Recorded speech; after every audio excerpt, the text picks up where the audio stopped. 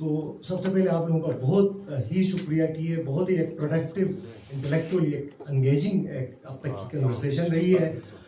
अब इंटरनेशनल मामला से थोड़े मैं आपकी तवज्जो आप लोगों को मैं गिलगित बल्तिस्तान की तरफ, आज़ाद कश्मीर की तरफ लेकर आऊँगा।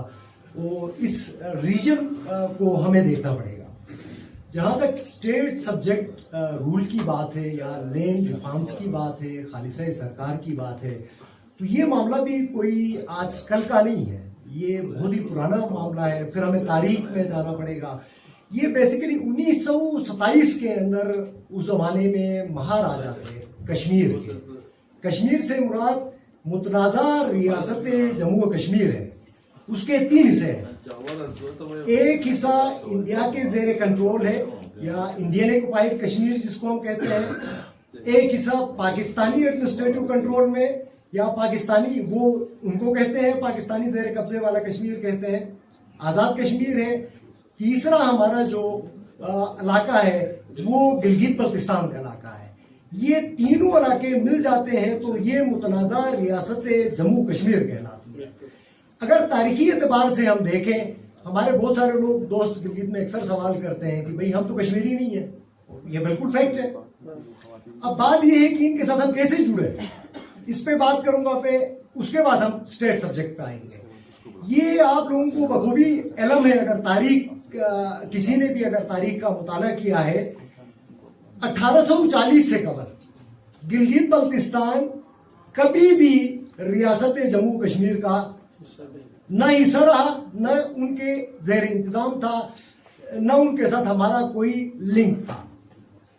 कश्मीर के साथ कोई लिंक नहीं था, तो सब कॉन्टिनेंट के साथ तो कोई लिंक ही नहीं था हमारा। न हमारा कल्चर, न रस्म, न रवाज, न जोग्राफी, न सकाफत, न हमारी तारीख मिलती है। दो कि इंसान सारे सोशलिस्ट पर्सपेक्टिव में सारे ही एवोल्यूशन की पैदावार है, लेट मी से साइंटिफिकली स्पीकिंग। लेकिन तारीखी एतबार से 1840 का वो एरा था। पंजाब के अगर दोस्त बैठे हैं तो इनका हीरो है, बहुत सारे लोग हीरो भी मानते हैं पाकिस्तान के अंदर, एक इनके बादशाह थे रंजीत सिंह। रंजीत सिंह ने हमला किया, बल्तिस्तान फतह किया, अस्तौर फतह किया, गिलगित तक आ गए। रंजीत सिंह की जो डायनेस्टी थी उसके अंदर हम देखते हैं उस डायनेस्टी को ईस्ट इंडिया कंपनी, जिसने सारे बरसगीर पे कब्जा किया, गिलगित पे भी आए, आपके हुंजा को भी बाद में कर्नल ड्यूरन ने आके फतह किया। इस जंग के अंदर ईस्ट इंडिया कंपनी ने जब रंजीत वो उसकी सिंह की एम्पायर को, उसके जो सक्सेसर थे उनको शिकस्त दिया, तो उनकी डायनेस्टी खत्म हो गई। और बहुत सारे इलाके जिसको सुल्तान साहब ने थोड़ी देर पहले जिक्र किया, जो हम 70 लाख नायना के शाही कहते हैं, जिस उस डील के नतीजे में ये मॉडर्न 1846 में रियासत जम्मू कश्मीर, जो मौजूदा जो जम्मू कश्मीर है, इसकी उसको एस्टेब्लिश किया, इसको सेल आउट किया। उसी रंजीत सिंह के एक जर्नल को जिसका नाम गुलाब सिंह था, उसने ये खरीद लिया बकायदा। अब उसके अंदर जो खरीदे हुए इलाके थे, उसके अंदर आपका हुंजा नगर उसमें शामिल नहीं था, गेजर नहीं था, इसके अंदर ग्यामर का रीजन नहीं था, इसके अंदर पीछे चित्राल वाला रीजन नहीं था। बट बल्तिस्तान पे कब्जा उन्होंने किया था, अस्तौर पे किया था, भोंजी में थे, इवन गिलगित में भी बैठे हुए थे। 100 सिपाहियों के साथ वो एक जनरल बैठ रहा था। जब नई ये modern Jammu and Kashmir state वजूद में आ गई, तो गिलगित में जो जनरल साहब उनके बैठते थे वो नई रियासत के मुलाजिम हो गए, महाराजा गुलाब सिंह के। अब गुलाब सिंह साहब ने रंजीत सिंह की तरफ पे उसने हमले शुरू किए। He was encouraged by Britishers, क्योंकि बरसगीर के अंदर बरतानिया ने 2 तरीके से हुकूमत करते थे, हम सबको पता है। एक बराह रास्त कब्जा किया था 1857 की जंग आज़ादी के बाद। एक उनके जो प्रिंस वो थी प्रिंसली जो स्टेट्स थी 560 की, उनके जो वो थे राजे थे, उनको सब्जुगेट किया था, उनको डील करके, उनके साथ टर्म एंड कंडीशंस पे करके उनकी दिफा खुद करते थे बहुत सारी चीजों को, सॉवरेनिटी बिल्कुल छीन के, तो वो उनके जेर नगीन थे। तो फिर ग्रेजुअली इन्होंने कश्मीर के यानी मॉडर्न जम्मू एंड कश्मीर के राजू को इनकरेज किया, जिन्होंने हमले करने शुरू किए। कहीं एक जंगें हो गई, इवन कि आपने हमारे राजा बुहारोमान के साथ भूप सिंह की बड़ी मशहूर है तारीख के अंदर। बदकिस्मती ये कि हमारी तारीख गायब की गई असल में। हमारी तारीख आपको पाकिस्तान के किसी निज़ाम के अंदर हमारी तारीख नहीं पढ़ाई जाती, हमें पढ़ाया जाता है मोहम्मद बिन कासिम कौन था, हमें पढ़ाया जाता है पता नहीं कौन को, मैं नाम नहीं लूंगा, लेकिन हमारी तारीख पाकिस्तान की करिकुलम के अंदर हम गायब है, तो हमारी तारीख का नहीं पता। कश्मीरी कदर है हमसे बेहतर है, उन्होंने अपनी तारीख खुद से लिखी है, तो हमारे लोगों को भी अपनी तारीख खुद से लिखने की जरूरत है। कोई और कौम आपके लिए आके अगर आपकी तारीख लिखते हैं तो उनका अपना प्रोजेक्ट हो सकता है, जिस तरह कॉलोनियल एरा के अंदर हमारी तारीख लिखी गई। तो ये इस पर्सपेक्टिव के अंदर देखते हैं तो हम फिर जाके लास्ट जो यहाँ पे इन्होंने इंकरेज करना शुरू किया अंग्रेजों ने, ग्रेजुअली गिलगित बल्तिस्तान को लास्ट आपका हुंजर नगर, ये दो रियासतें जोड़े गई थी, सफ्दर खान और अजूर खान की जो रियासतें थी, ये साबरन रियासतें थी, ये ध्यान में रखिएगा। इन्हों उस जमाने में कई बार यहाँ पे आपके ये निफ्ट में छल्त में कई एक जंगें हो गई, लेकिन कश्मीरी जो डोगरा फौज थी ये नाकाम हो गई। अंग्रेजों ने कई बार उनको असिस्ट किया, नहीं हो गया, तो कर्नल ड्यूरन बहुत ही मशहूर आदमी था, the making of a frontier, बहुत शानदार उसने किताब लिखी। उस किताब के अंदर वो खुद जिक्र करते हैं कि किस तरह उन्होंने पहले सड़कें बनवाई, राशन स्टॉक किया, लोगों को जो फौज थी उसको रीयूनिफाई किया, मुकामी जो गिलगित लिवीज थे उनको किस तरह उसने उसके अंदर सारा दोबारा री इन्फोर्स किया। करने के बाद आके 1891 के अंदर सर्दियों का मौसम था, आपके हुंजा नगर को बाकायदा वो एक तरह से डिफीट करते हैं। उसके बाद आपकी सबजुगेशन का एरा पूरे गिलगित बल्तिस्तान का शुरू होता है, फिर द्यामर भी चला जाता है, ये चित्राल तक चले जाते हैं। सारा हमारा गिलगित बल्तिस्तान इंक्लूडिंग चित्राल हमारा तारीखी हिस्सा रहा है। कल्चरली वो पठानों के साथ नहीं मिलते, हमारा वो हिस्सा रहा है। ये अलग बात है कि 52 में बाद में उसको भी कोहिस्तान को भी इन्होंने अपने साथ मिलाया। द पॉइंट इज, जब ये सबजुगेशन के अंदर भी गया तो गिलगित बल्तिस्तान को कदर डिफरेंट तरीके से ट्रीट किया गया। अगर आप हुंजा के अंदर देखते हैं तो इनका इंटरनल जो इनका जुडिशियल आप कहें जरगदारी का या इंटरनल निजाम इनको डिफरेंट रखा। एक्सटर्नल मामला अंग्रेज या महाराजा वो चलाते थे, जैसे साफरन चाइना के साथ ये लोग सारा ट्रेड करते थे, सारा कुछ उसमें अपने टर्म एंड कंडीशंस रखी। रिमेनिंग गिलगित बल्तिस्तान के अंदर हम देखते हैं तो गजर के अंदर आप देखते हैं तो, और द्यामर वाले रीजन के अंदर देखते हैं तो गजर के अंदर पॉलिटिकल डिस्ट्रिक्ट्स उन्होंने बनाए, पॉलिटिकल एजेंट बिठाए, बल्तिस्तान के अंदर बिठाए। बट जो खालिसा जिसमें मैं अब आने वाला हूं, अराजियात की जो जिक्र चल रही है, ये आपका बल्तिस्तान, चूंकि वो महाराजा रंजीत सिंह का कानून है, ये पंजाब का, ये ध्यान में रखिएगा।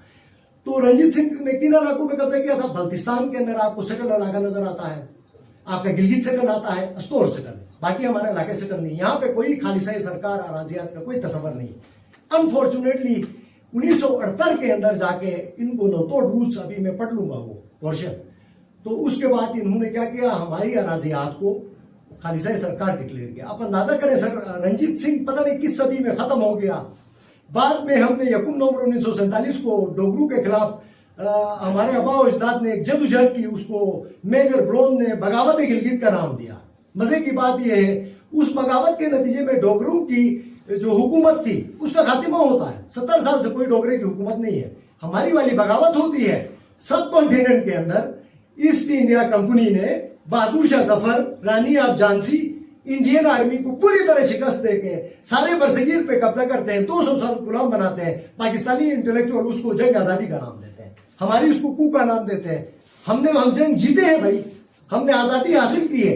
ये अलग बात है कि उस आजादी को हमारी जो क़यादत थी, पॉलिटिकल विजन नहीं होने की वजह से उसको सस्टेन नहीं कर सके, और सस्टेन नहीं करने की जो रिजल्ट आया, आज तक हम ना पाकिस्तान का सूबा है, ना पाकिस्तान के आइन में शामिल है, ना इंडिया के आइन में शामिल है, ना आजाद कश्मीर के आइन में शामिल है।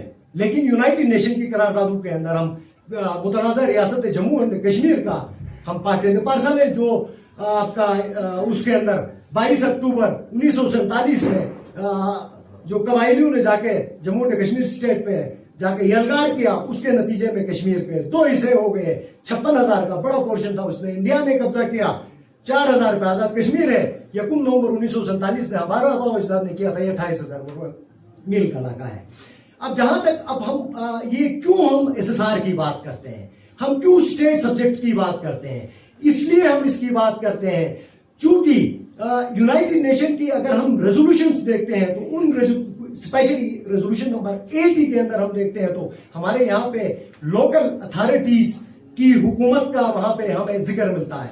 पाकिस्तान की दफ्तर खारिजा गुज़िश्ता 77 सालों से कंसिस्टेंटली इनका ये मौकूफ रहा है कि मुतनाज़ा रियासत जम्मू एंड कश्मीर कि लोग फैसला करेंगे, जिसको राइट ऑफ सेल्फ डिटर्मिनेशन का भी नाम देते हैं, लेकिन कहते हैं कि या हमें वोट दे दो या उनको दे दो। हालांकि राइट ऑफ सेल्फ डिटर्मिनेशन अलग चीज है, उसके अंदर प्लेबिसाइड का तस्वर है, ठीक है, पहले डीमिलिटराइजेशन की बात है। अब हम चूंकि स्टेट सब्जेक्ट रूल की क्यों बात करते हैं, हम इसलिए बात करते हैं आईन पाकिस्तान का आर्टिकल 257, जिसकी साकिब निसार ने civil aviation authority versus supreme appellate court Gilgit Baltistan नामी फैसला 17 जनवरी 2019 के अंदर फैसला देते हुए कहा कि Gilgit Baltistan is part and parcel of the disputed state of Jammu and Kashmir. और साथ में वो कहता है कि गिलगित बल्तिस्तान के अंदर जो लोकल अथॉरिटीज को रिकॉग्नाइज करती हैं यूनाइटेड नेशन की रेजोल्यूशंस, और साथ में वो कहता है कि देयर इज लोकल अथॉरिटीज वो which are distinct from the government of Pakistan कहता है। जब वो डिस्टिंक्ट लोकल अथॉरिटीज किधर है भाई, मुझे बताएं आप, इधर कोई लोकल अथॉरिटीज हमें मिलती है? चीफ सेक्रेटरी आपका, डीसी आपका, एसपी आपका, पता नहीं, आप हैरान रह जाएंगे। गिलगित बल्तिस्तान के ऊपर 1947 के बाद से 74 तक इन्होंने एफसीआर का काला कानून जो अंग्रेजों ने केपीके और ये इन ट्राइबल इलाकों के लिए लगाया था, वो आके हमारे ऊपर लगाया इन लोगों ने। उसके बाद हम देखते हैं तो ये वो एग्जीक्यूटिव ऑर्डर्स के तहत हमारा जो निजाम चलता है, ऑर्डर इस वक्त गिलगित बल्तिस्तान के अंदर ऑर्डर 2018 के तहत हमारा गिलगित